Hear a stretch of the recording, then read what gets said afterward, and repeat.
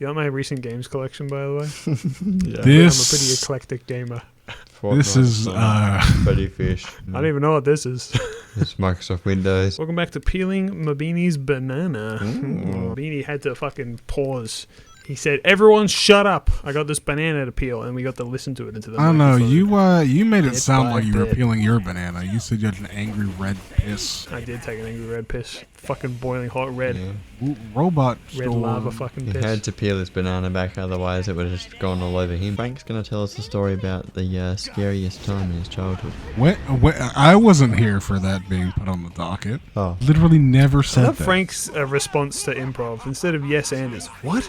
Yeah. What are you talking about? Get back. What? Yeah, get back in your box. Just sends it right back at you. Well, I mean, Yeah. What you are you two, talking you about? two do Shut so up. much planning when you're fucking railing each other. I don't know if you planned for this. Just didn't tell.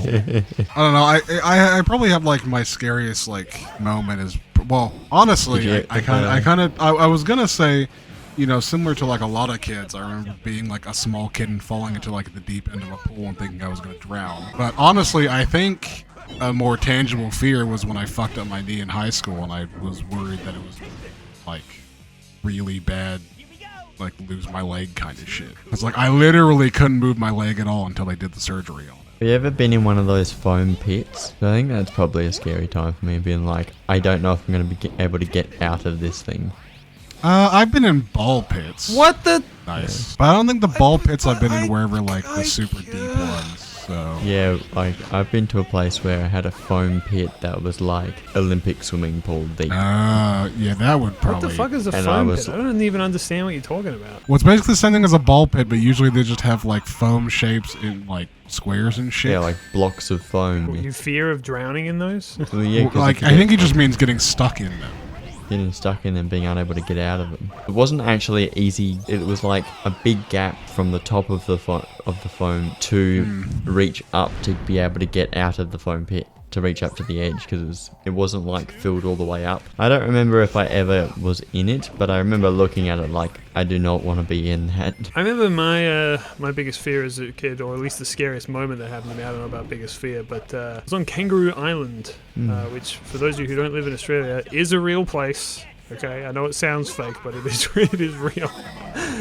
It's a place filled with kangaroos. They're everywhere. I would spend summers with my friend there sometimes because he had like a house there or whatever, and we would go and we would walk to the to the lolly shop and buy as many lollies as we could possibly afford, and then go home and play video games and just just eat them all day. It was great. Yeah. Good summers there. Anyway, one day we decided to go down the path less traveled by, and we just saw a series of extremely scary things. We ended up going down a road where it was completely empty. There was like not a soul, not a sound, nothing was going on. It was really kind of dark and scary. We didn't know, like, I don't know, it just felt really scary. And then we just heard a chainsaw start going off, and we just freaked the fuck out, and we ran for as far as we could. And then we didn't have anywhere else to go, so we ended up having to jump a fence and then trespassing across someone's property. And so we were worried about getting shot the whole time. Because then we were worried that they'd like mistake us for an animal or something like that and shoot us, or would we get in like shit tons of trouble for that? Oh, good. There's a balloon above this stage, Liam. If you go tails, you might be able to get a team boost. Oh, there we go. Oh, it's 5 rings. I guess I technically called this last episode. You were gonna team burst one hammer guy, and then 3 hammer guys were gonna pop out. Oh, there we go. But yeah, so we were really scared of like a chainsaw man coming out of nowhere and tearing us up. We were worried about being shot and trespassing on this guy's property. And then when we finally left, we had no idea where we were. And we met these 2 kids that were like twins, and it was honestly like the twins in The Shining. They were they were like weirdly like really friendly in that kind of like scary friendly kind of way, you know. And they were like, "Oh, you should come over and like play with us sometime. We don't get many visitors around here." And we were like, "What the fuck is this fucking Silent Hill bullshit?" Like we were just so scared. We were terrified, and we were like, "No thanks. We just want to go home. Thank you very much." And we ended up like ditching them somehow. I can't remember exactly. I think we probably trespassed again. Look over there. And then you ran. Look, there's a guy with a chainsaw. we got home and we just didn't. So we got home. We were terrified that night, and we told like his parents and all that. We're like, "Oh my god, there's so many scary things." And they were like, "Why did you do all that shit? Yeah. Why didn't you just go home the normal way?" And we were like, "We don't know." This feels like a Team Blasty moment to me. Yeah, until they drop 3 more hammer guys. Anyway, so we were both terrified. We both agreed that it was the most harrowing experience of our lives. Anyway, I went back next year, like a couple of years later, and my friend was like, "Oh yeah, I met those kids again. They're actually really cool. Now we're like best friends now." I'm like, "Oh, okay." That was really So anyway, easy. that's just a childhood scary moment for you. Little story. So what about you, Human Being? What's your scariest childhood story? Because you're the one who brought it up. Well, I was talking about the foam pit. Oh yeah, I suppose so. There's that. There's probably a lot of things from my childhood that I really don't remember. Usually the scariest time was because I'd been in trouble so much I was going to get sent to buddy class in primary school. And the deputy principal had told me several times, it was like, if you keep this up, you're going to go to buddy class. And I was like, oh, I really don't want to go to buddy class, because it meant sitting with all the year 6s and 7s. And I was like a year receptional 1. Then obviously there's times where you're walking around the shops and then you're like, oh wait, where did mum go? And then you just... Oh yeah, the classic. Classic Terrifier. It's like I've had many the Jax moments like films bit where it's like, this was back when I was like 25, 26. Actually, that reminds me. I have a hypothetical, and it's not one of those shitty hypotheticals that I always ask Frank, but it is a shitty hypothetical that I will be asking Frank. Yeah. Okay, hypothetical. You're out and about in a public place, right? And you're just minding your own business. You're by yourself, and you happen upon a lost child. They're crying. They're like, I don't know where my mummy is. I need some help. Do you or do you not approach said child to help them? Keeping in mind that you are a creepy 30-something man all by himself. A tricky one, isn't it? Because, like, on the one hand, it's like, of course I want to help him. Like, yeah, but, like, on the other hand, you might be the one accused of, like, kidnapping them or something. I mean, if it's in, like, a normal place, yes, I would help the child. Yeah. Yeah. Like, I think I would help them anyway. Yeah. But there is always going to be, like, that thought in the back of my mind, like, oh, man, I'm the creepy 30-year-old Well, man. because, yeah, I wasn't like, sure if you're going with the hypothetical, like, if you know, it's in, like, What the the- woods, and there's this kid that's going, like, help me. I'm going to be like, I don't know, man. If they're a You think lost that'll be, kid like, a at like a trap? shopping center or something, I would go to like a help desk or something and be like, can we get Yeah, someone to find I this would kid's probably, like, take them to somewhere, like, yeah. Like, and have like where somebody somewhere else more can help. secure. Yeah. Well, I mean, obviously, it's also a lot easier with, like, a shopping center.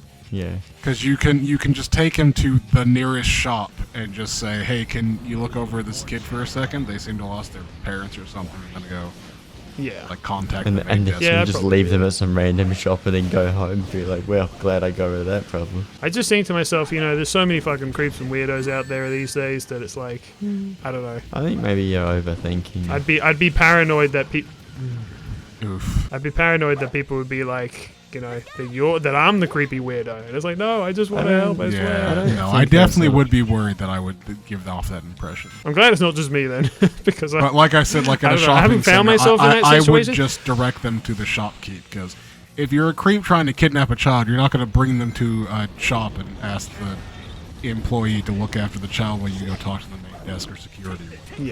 yeah, exactly. That or you're playing like 20D chess.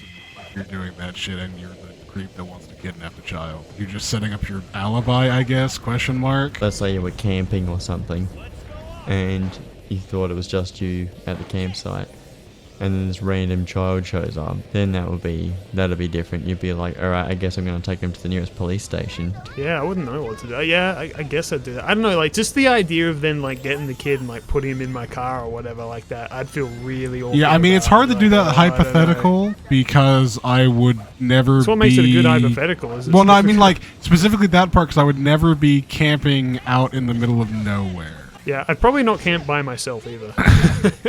No. Well, And I rarely go out by I myself. saw a suppose. video Well, I of think that's some not true. girl who apparently goes camping by herself, but I think it's sort of like a bit. She had, Some people are all about that camp life. We're and just not. I that don't type of think people. that. Yeah, I think I didn't fully believe what she was sort of saying. She was like, "Oh, this is what I do so that people don't come to murder me or something when I'm camping by myself." So I set up a decoy tent, and then I have a mannequin of a man and make it look like What there's a the man fuck? with me. And Oh, I'm interesting. just like, and then she puts like police tape around the thing so that people don't go into her area or whatever. And I was just like, this just seems like you're overthought bullshit. I just didn't really believe that that's something that someone would do. And yeah, the only time that I would actually go camping is if I was going to something where I was going to be staying at a campsite, and there would be other people there as well, and I'd probably get to know whoever's camped next to me. Yeah, I think it's always just good to have other people that you're around. Yeah. It's a kind of, Yeah. I don't know, thing. If you're by yourself, that's always going to be, I guess, a little. Yeah, and you never know if there's like, weird. especially if there's like a snake or something and you get bitten, and Yeah, who's gonna suck the poison out of my dick if I'm by myself? it's just not a good idea to go camping by yourself in general in case there's going to be venomous animals that'll kill you. Yeah, I like that hypothetical. That was a good one. Oh, thank you.